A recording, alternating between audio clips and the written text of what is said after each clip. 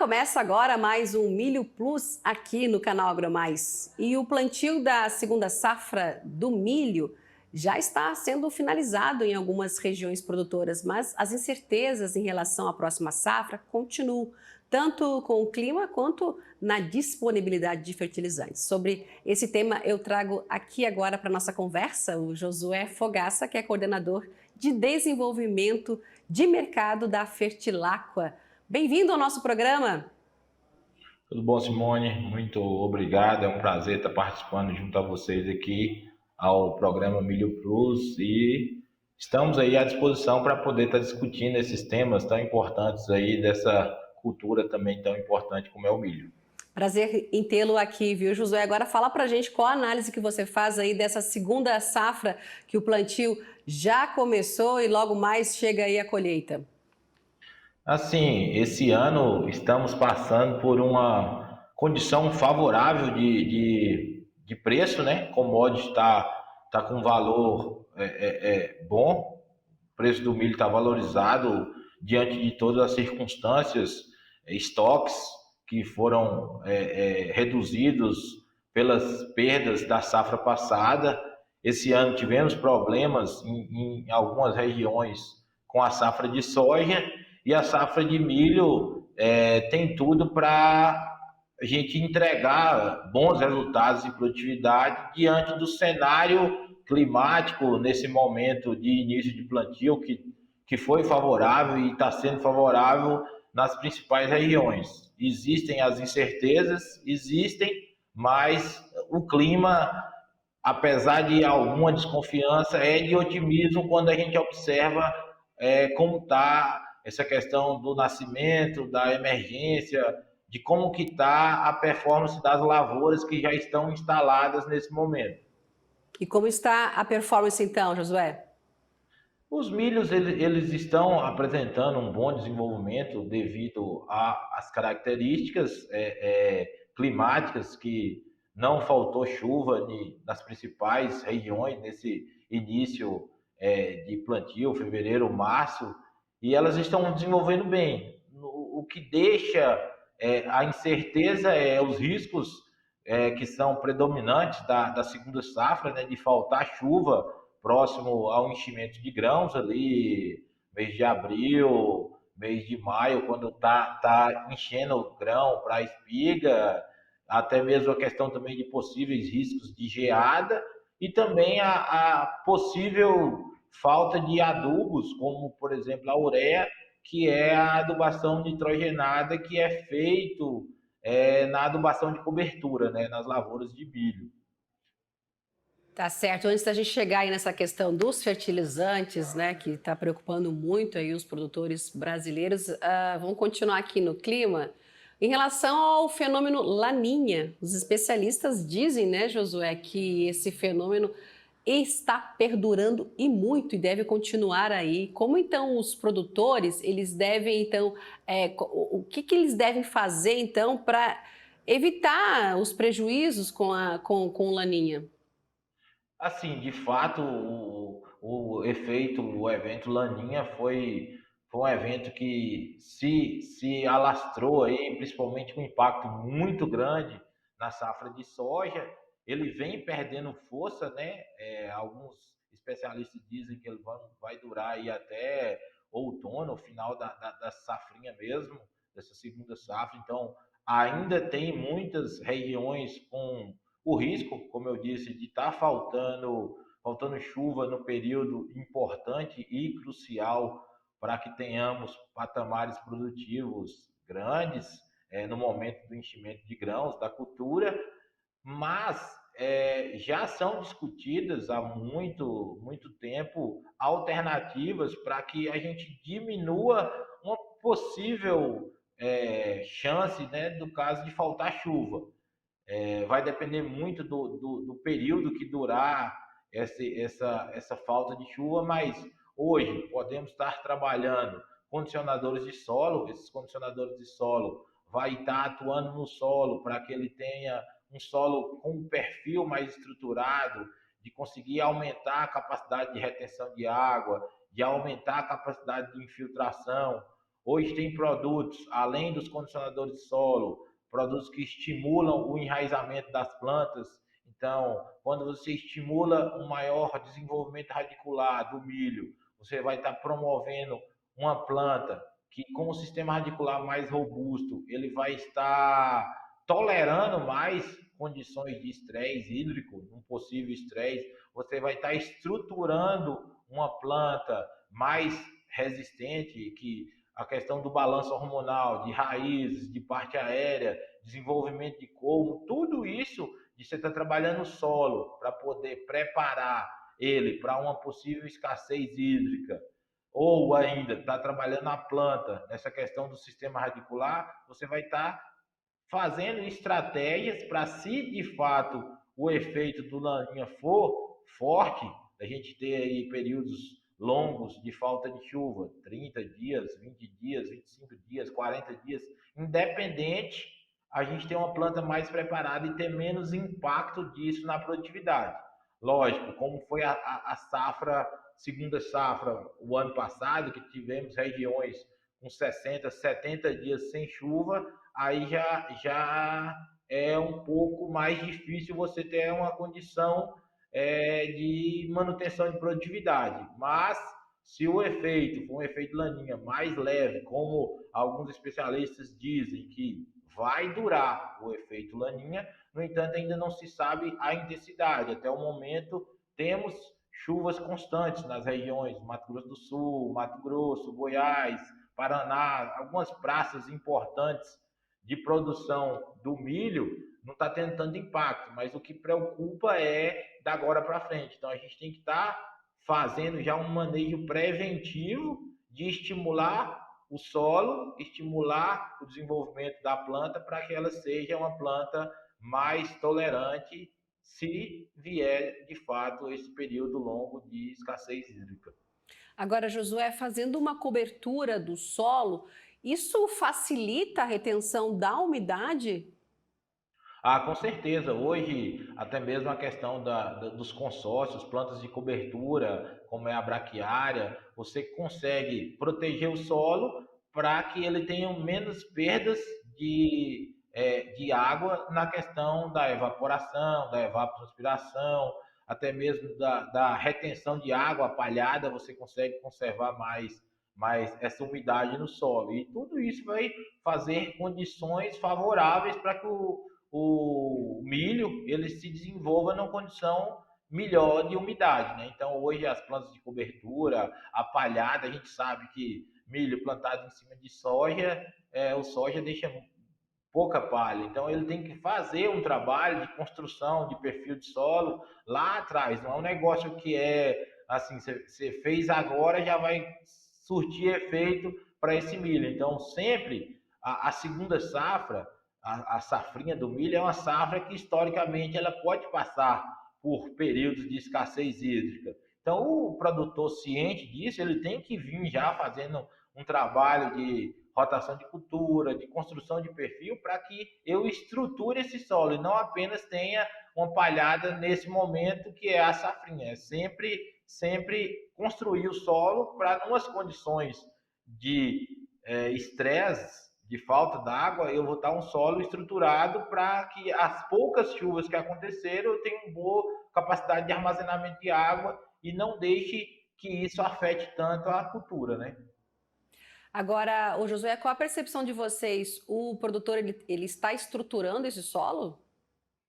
Eu acho que sim, assim, a gente observa muito hoje as empresas, as consultorias e o próprio produtor em alerta devido todo o histórico e as condições de perdas, como eu disse, a safrinha passada, essa safra soja 21, 22, regiões que tivemos grandes períodos de estresse, ficou evidente o produtor que faz um manejo diferenciado do solo, que usa condicionadores de solo, esses produtos à base de substâncias úmicas, de ácidos orgânicos, que fazem plantas de cobertura, rotação de cultura, na mesma condição hídrica, de estresse hídrico, o produtor A, que tem essa preocupação de estar manejando o solo da maneira correta, da maneira com ferramentas hoje, ele tem um menor impacto em perda de produtividade do que aquele produtor que faz aquele manejo tradicionalista, que não se preocupa de aplicar novas tecnologias, de não fazer uma rotação futura.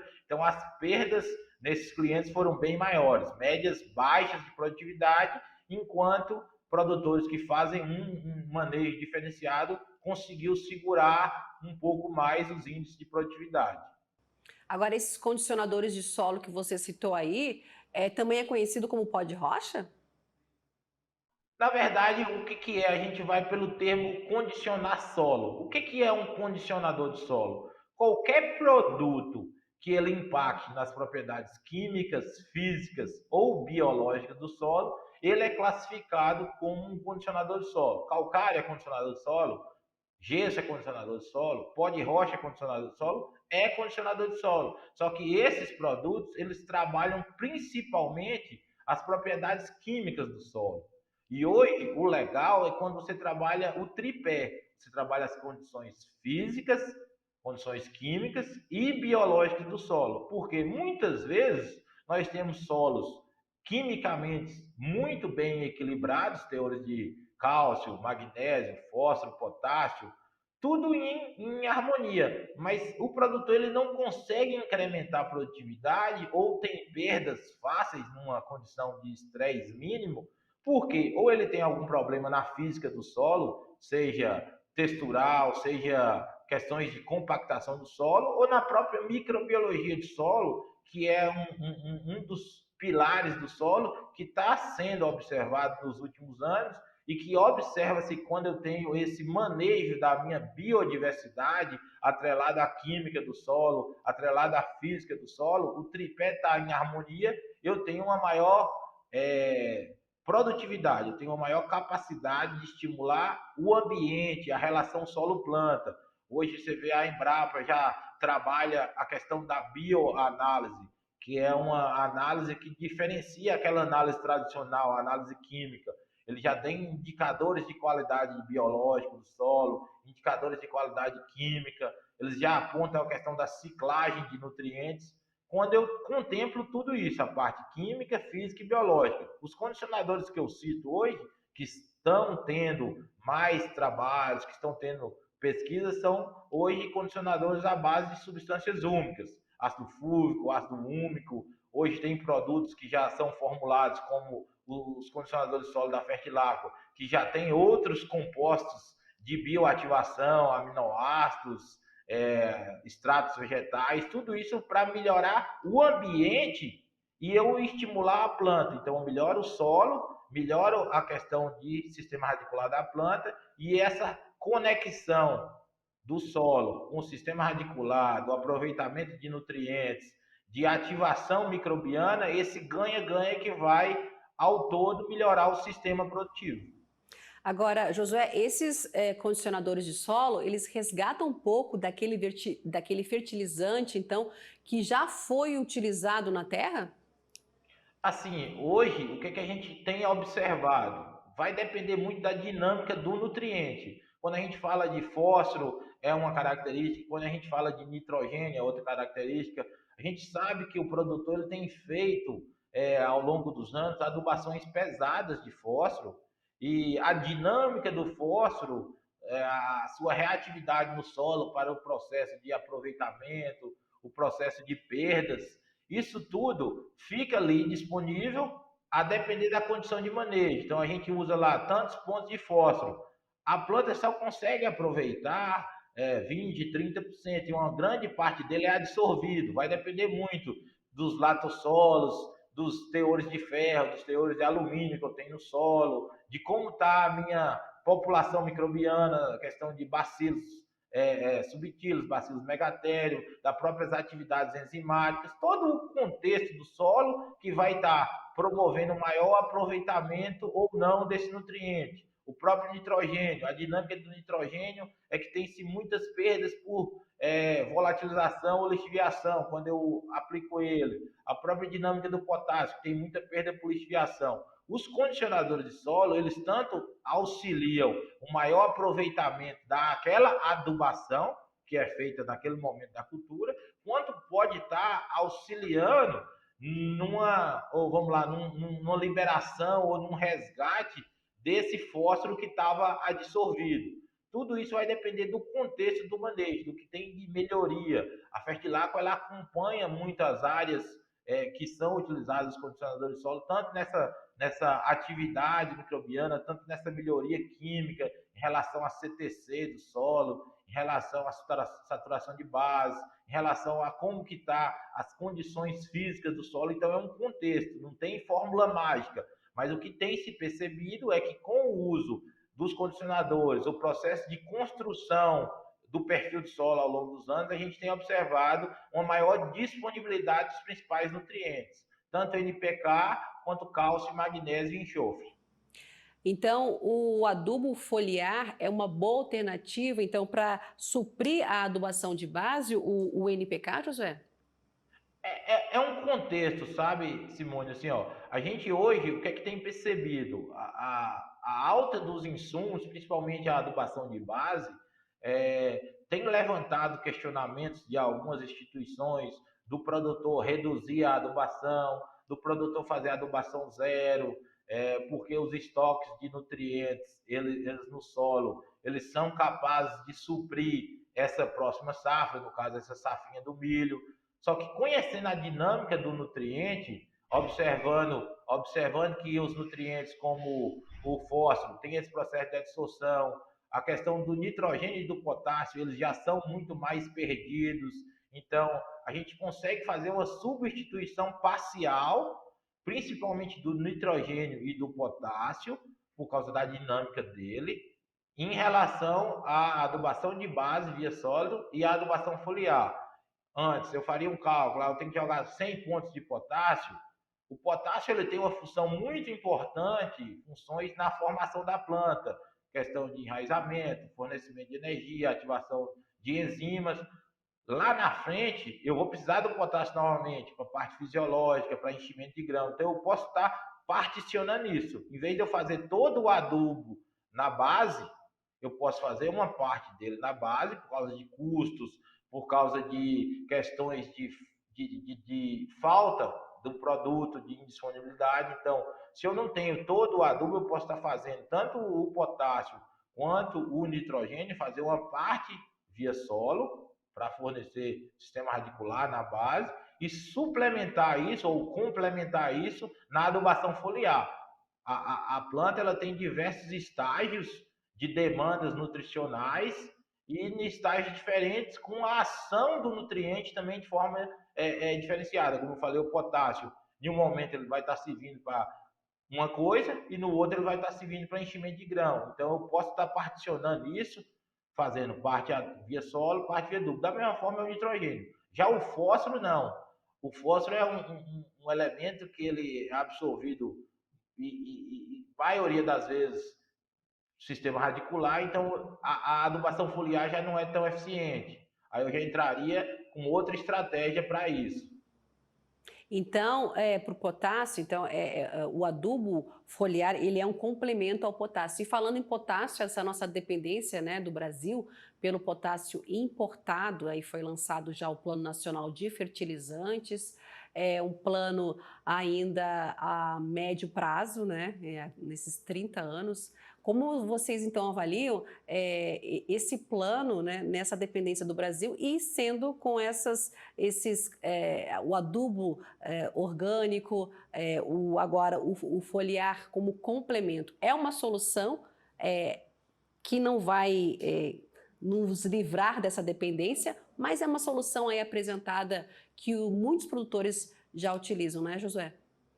Ah, com certeza, Simone. Assim, ó, quando a gente fala dessa crise momentânea e das estratégias para próximas safras, dessa questão da fertilidade, dos bancos de fertilidade, das empresas de fornecimento de adubos a nível de importação ou exportação, esse plano de desenvolvimento, quando a gente fala, está tentando resolver um problema para este momento, correto? Para safras futuras, para não ter essa dependência. No entanto, essas estratégias de manejo não são de agora. A questão é que muitos anos, algumas empresas vamos falar, empresas que não eram tão sérias, que o mercado de adubação foliar foi um pouco corrompido, de ter vendido coisas que não funcionavam. E aí o produtor ainda tem aquela questão de acreditar única e exclusivamente na adubação de solo. Com essas dificuldades de falta de adubo, de incertezas, de alta dos insumos e também com a seriedade de algumas empresas da adubação foliar, a gente tem observado tanto um maior crescimento da adoção dessas tecnologias por parte do produtor, de estar usando tanto a adubação de base via solo, com os produtos sólidos, quanto a adubação foliar, com excelentes respostas, e está também levando alternativas de manejo para o cliente, que hoje o mercado de foliar não é só fornecer o nutriente, fornecer o nitrogênio, o potássio, um cálcio, o boro, o magnésio. Hoje também as formulações das empresas de adubos foliares, eles têm algo a mais. A questão de trabalhar a parte fisiológica da planta, a parte de anti-estresse, com aminoácidos, com precursores hormonais, com extratos vegetais. Então, hoje, além de estar fornecendo o nutriente, tem essa parte de estar potencializando a fisiologia da planta. Então, hoje, o mercado de adubos foliares é muito maior do que fornecer apenas um nutriente por suplementar ou para complementar a adubação de base. Agora, os bioestimulantes, eles também mantêm a produtividade? Na verdade, eles que mantêm, porque assim, ó, o nutriente ele tem uma função, é estimular, vamos lá, uma parte fisiológica, ele tem um transporte de fotoassimilados para a planta, inúmeras funções. Hoje, o mercado dos bioestimulantes, quando a gente fala de aminoácido, de extrato de alga, de precursores hormonais, eles, além de fazer um maior aproveitamento do nutriente, ele potencializa a planta em economia energética. Eu vou citar um exemplo, por exemplo, existe um aminoácido, que esse aminoácido ele vai facilitar a vida da planta em pegar o produto da fotossíntese e carregar para o grão do milho, para o grão da soja. Então ele vai estar dando uma condição, é a mesma coisa da planta trabalhar numa condição de temperatura extrema. Eu tenho aminoácidos que já tem essa regulação de temperatura, regulação osmótica, que vai dar uma condição mais confortável para a planta. Hoje eu tenho aminoácidos que são precursores hormonais. No passado utilizava-se zinco no milho, porque o zinco ele tem uma função de ser um precursor de um aminoácido que é um precursor hormonal. Hoje eu já posso estar aplicando um bioestimulante que tem o zinco, que tem esse precursor hormonal e que também tem esse aminoácido. Então eu tenho uma composição de multifunção. Não é só a dependência do mineral despertar aquela função fisiológica. Então, a manutenção, o teto produtivo tem sido crescido em virtude dessas novas formulações, sim. Agora, soluções acontecem aí em todo o Brasil para diminuir, tentar diminuir essa nossa dependência do potássio vindo de fora. E você citou até a Embrapa, e ela já está com uma caravana chamada Fértil Brasil, né? Para sair a campo, conversar com o produtor, mostrar a importância de se fazer análise do solo para checar a fertilidade da terra, para usar ou um pouco menos ou um pouquinho mais, mas assim, fazer essa análise do solo para mostrar assim, precisa de mais fertilizante? Vamos deixar a terra já está adubada, não precisa de tanto, ou seja, como é que você avalia esse trabalho feito pela Embrapa, né, de sair a campo para conversar com os produtores, para mostrar que a tecnologia já temos aí, basta elas serem aplicadas, é difícil até porque a extensão do nosso país é muito grande, mas assim, as tecnologias já existem, até mesmo oferecidas pela Embrapa. Como é que vocês avaliam, então, essa caravana Fértil Brasil? É de extrema importância, porque vai estar direcionando, não que o produtor não saiba, mas essa questão do diagnóstico químico do solo, hoje, como eu disse, já tem a adoção de outras linhas de diagnóstico do solo, da parte biológica também, da parte física, de estar fazendo, por exemplo, um levantamento de como que está a resistência à penetração, a compactação do solo, que é um problema grande também, não é só a parte química. Então, todo o diagnóstico que vai, como você falou, o Brasil é um país amplo, um país amplo que tem uma variabilidade de solos, desde latossolos, agissolos, solos, hoje tem gente que planta já, a gente fala em quase que areia de praia. Então, a variação de solos é muito grande. E no passado, lá, quando a gente via os boletins de recomendação de adubação, da década de 80, lá de Malavolta, existia muita receita de bolo. Você joga tantos pontos de N, tantos pontos de fósforo, tantos pontos de potássio, tantas toneladas de calcário e gesso, e ainda assim tinha muita gente que usava dessa maneira de manejar a fertilidade do solo. Mas com o avanço dessas tecnologias, com a divulgação maior dessas tecnologias, com esse tipo de ação que a Embrapa está promovendo, a gente vai conseguir fazer recomendações, fazer estratégias de manejo caso a caso, e assim a gente vai ter mais eficiência em manutenção e aumento de produtividade das culturas, com certeza. Tá certo, Josué Fogaça. Infelizmente, o nosso tempo aqui no Milho Plus já encerrou, mas desde já eu gostaria de agradecer muito a sua presença aqui, a sua análise sobre o nosso tema de hoje. Eu conversei com o Josué Fogaça, que é coordenador de desenvolvimento de mercado da Fertilaqua. Mais uma vez, muito obrigada pela sua presença aqui hoje, viu? Eu que agradeço, Simone, assim, o canal Milho Plus é uma porta de estar divulgando novas tecnologias. A Fertilaqua é uma empresa de tecnologia, de levar novidades para o cliente e não deixar o produtor sem essa informação, que a gente observa muito a falta de informação a ser levada, informação de verdade, informação eficiente para o produtor rural. E nada melhor do que o portal de vocês aqui para a gente estar fazendo isso. Eu que agradeço aí o espaço, a oportunidade. E obrigada a você também pela sua companhia, pela sua audiência. Nós vamos ficando por aqui, mas continue aqui no AgroMais, o canal da Agroinformação 24 horas. E até o próximo programa.